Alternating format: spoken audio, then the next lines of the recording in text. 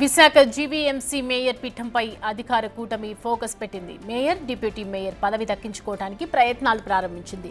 Visakha municipal కార్పొరేషన్లో మొత్తం కార్పొరేటర్ల సంఖ్య మొత్తం 98. ఎమ్మెల్యే వంశీకృష్ణ శ్రీనివాస్ రాజీనామాతో ఒక స్థానం ఖాళీ అయింది. 97 కార్పొరేటర్లలో మొన్నటి వరకు వైసీపీలో 57, టీడీపీ 30, జనసేన 3, సిపిఎం, సిపిఐకు 2, ఇండిపెండెంట్ కార్పొరేటర్లు 4 ఉన్నారు. ప్రస్తుతం వైసీపీ కార్పొరేటర్ల సంఖ్య 39కి పడిపోయింది. కొత్తగా జాయిన్ అయిన వాళ్ళు ఇండిపెండెంట్లతో కలిపి టీడీపీ కార్పొరేటర్ల సంఖ్య 47, కొత్తగా జాయిన్ అయిన కార్పొరేటర్లతో కలిపి జనసేన సంఖ్య 8, బీజేపీ, సిపిఎం, సిపిఐ కార్పొరేటర్లు 3 ఉన్నారు. విశాఖ మున్సిపల్ కార్పొరేషన్లోని ఎమ్మెల్యేలు, ఎంపీలు, ఎమ్మెల్సీలతో కలిపి అదనంగా 12 ఓట్లు ఉన్నాయి. కాబట్టి ప్రస్తుతం కూటమి కార్పొరేటర్ల బలం ఎక్స్ అఫీషియో ఓట్లతో కలిపి 70కి చేరింది. కార్పొరేషన్ల మేయర్లను ఎన్నుకున్న 4 ఏళ్ల వరకు అవిశ్వాసం తీర్మానం పెట్టకుండా అప్పటి కాంగ్రెస్ ప్రభుత్వం ఆర్డినెన్స్ తీసుకువచ్చింది. నేటితో విశాఖ మేయర్ గొలగాని వెంకటకుమారి మేయర్ పదవికి 4 ఏళ్లు పూర్తి కానుంది. దీంతో రేపు విశాఖ మేయర్ పై అవిశ్వాస తీర్మానం పెట్టే అవకాశం ఉన్నాయి.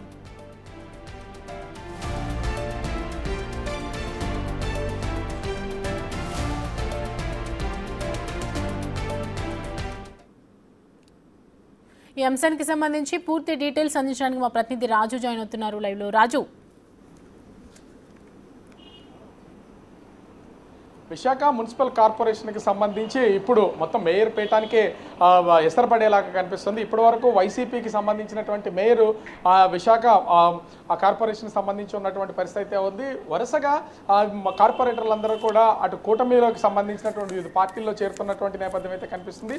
దీంతో ఇప్పుడు విశాఖ మేయర్ పీఠానికి అవిశ్వాస తీర్మానం పెట్టడానికి రంగం సిద్ధం చేస్తున్నటువంటి పరిస్థితి కనిపిస్తుంది. ముఖ్యంగా ఇప్పటికి మొత్తం 97 మంది కార్పొరేటర్లు అయితే ఉన్నారు. 97 మందిలో గతంలో చూస్తే 58 మంది కార్పొరేటర్లు వైసీపీకి ఉన్నటువంటి పరిస్థితి అయితే ఉంది. 58 మంది ఉండడంతో అటు ముఖ్యంగా చూస్తే ఎక్స్ ఆఫీషియో మెంబర్స్తో 64 మంది ఓటర్లుగా విశాఖ మున్సిపల్ కార్పొరేషన్ పీఠం పైన వైసీపీ అభ్యర్థి గొలగాని వెంకటకుమారి మేయర్గా అయితే ఎన్నికైనటువంటి పరిస్థితి అయితే ఉంది. కానీ తర్వాత కూటమి అధికారంలోకి వచ్చిన తర్వాత వరుసగా వైసీపీలో ఉన్నటువంటి కార్పొరేటర్లంతా టీడీపీ, జనసేనలో జాయిన్ అవుతున్నటువంటి పరిస్థితి అయితే ఉంది.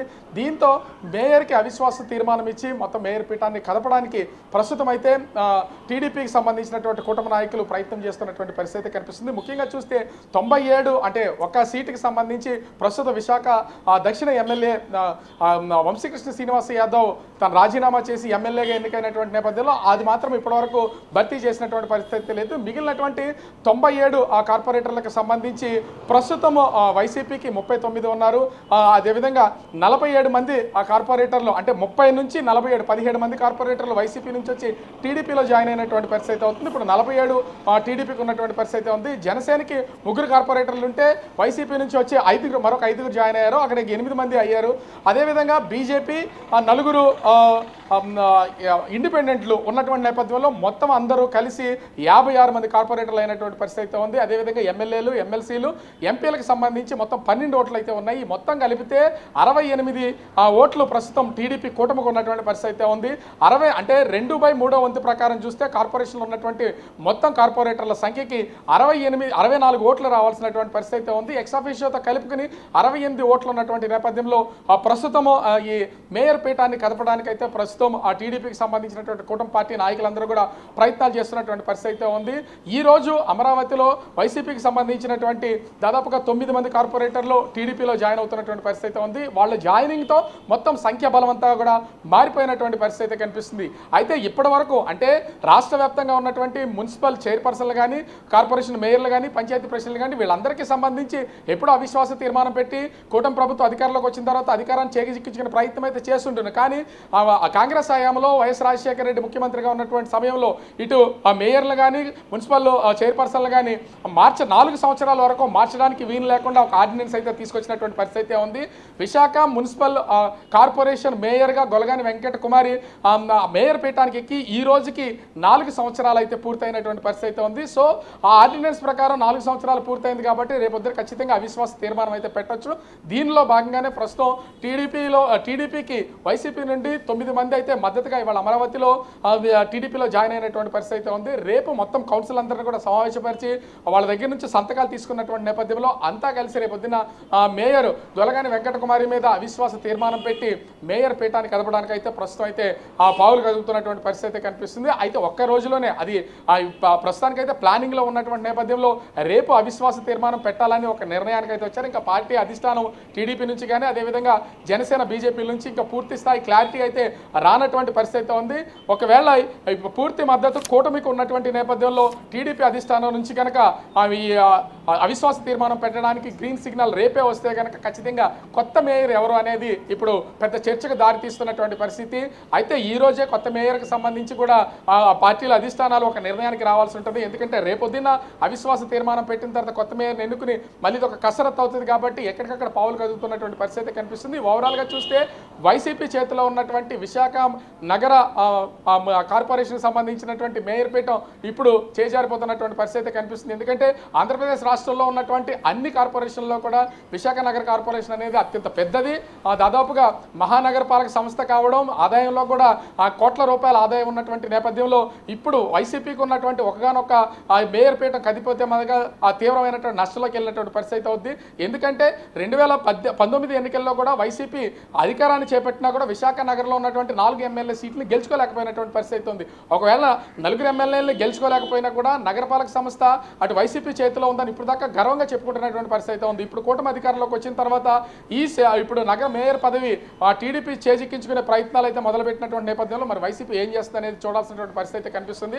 అయితే కోర్టులకు వెళ్ళినా లేకపోతే ప్రభుత్వం మీద ఒత్తిడి తీసుకొచ్చినా దీని మీద ఏ విధమైన అవకాశం లేదు. ఎందుకంటే 4 సంవత్సరాల పాటు మేయర్ని కదపకుండా ఉండేలాగా ఆర్డినెన్స్ ఉంది. ఈ రోజుతో ఆ 4 సంవత్సరాల వరకు మేయర్ని కదపకుండా ఉండాలనే ఆర్డినెన్స్కి 4 సంవత్సరాలు పూర్తయిన నేపథ్యంలో రేపటి నుంచి కొత్త మేయర్ని ఎన్నుకోవడానికి పాత మేయర్ మీద అవిశ్వాస తీర్మానం పెట్టడానికి అవకాశం ఉంది. కాబట్టి టీడీపీ ఆ విధంగా పావులు కదుపుతున్నటువంటి పరిస్థితి కనిపిస్తుంది. సౌమ్య, సో రాజు, ఇటు కూటమి వైపు చూసుకుంటే ఖచ్చితంగా వీళ్ళ వైపు నెంబర్ ఆఫ్ ఇది ఎక్కువగా ఉంది సంఖ్య.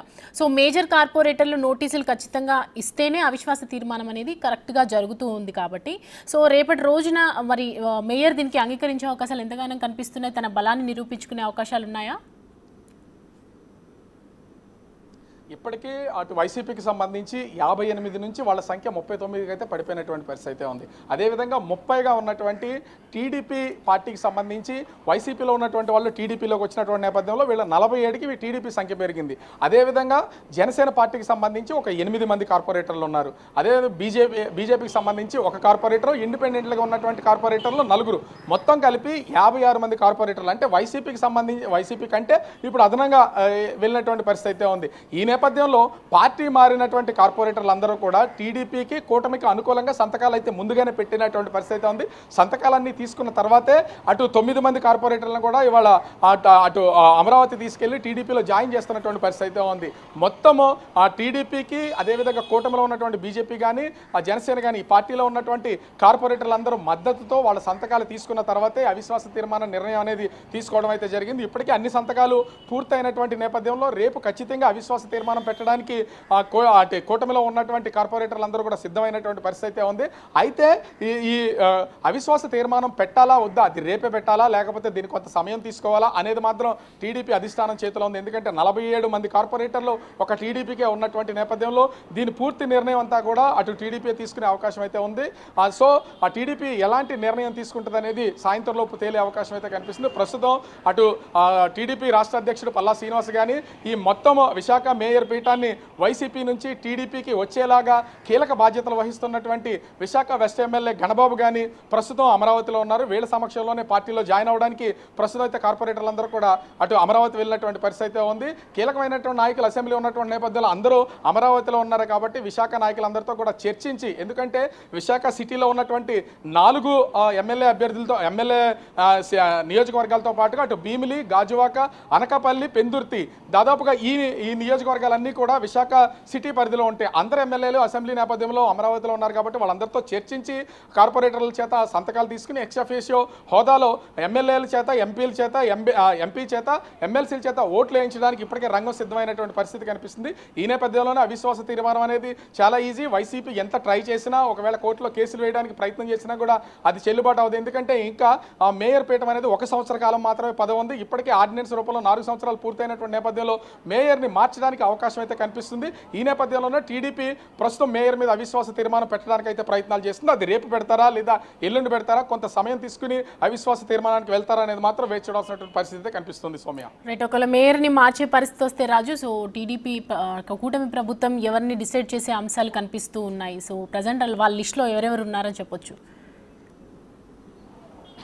అంటే ఇప్పటి వరకు టీడీపీ వైపు నుంచి ఫ్లోర్ లీడర్గా ఉన్నటువంటి పీలా శ్రీనివాసరావు అనే వ్యక్తి, అంటే పీలా సత్యనారాయణకి సంబంధించి మాజీ ఎమ్మెల్యే అనకాపల్లికి వాళ్ళ బ్రదర్ ప్రస్తుతం అయితే వన్ ఆఫ్ ది కార్పొరేటర్గా ప్రస్తుతం టీడీపీ నుంచి ఫ్లోర్ లీడర్గా ఉన్నటువంటి పరిస్థితి అయితే ఉంది. ఇక్కడ ఉన్నటువంటి కార్పొరేటర్లందరినీ కూడా తీసుకుని పీలా శ్రీనివాసరావు ప్రస్తుతం అయితే అమరావతికి వెళ్ళినటువంటి పరిస్థితి అయితే ఉంది. ముందు నుంచి కూడా ఒకవేళ మేయర్ని కనుక మారిస్తే ఖచ్చితంగా మేయర్ ఆస్పిరెంట్గా ఉన్నటువంటి వ్యక్తి పీలా శ్రీను, అతనికి సంబంధించి ఇప్పటికే పావులు కదుపుతున్నటువంటి పరిస్థితి అయితే ఉంది. మొత్తం ఆ టీడీపీకి సంబంధించినటువంటి కార్పొరేటర్లందరితో పాటుగా ఎమ్మెల్యేలని, ఎంపీలను కూడా ప్రస్తుతం అతను మచ్చిక చేసుకుని వాళ్ళ మద్దతు తీసుకునే పనిలో అయితే ఉన్నటువంటి పరిస్థితి అయితే ఉంది.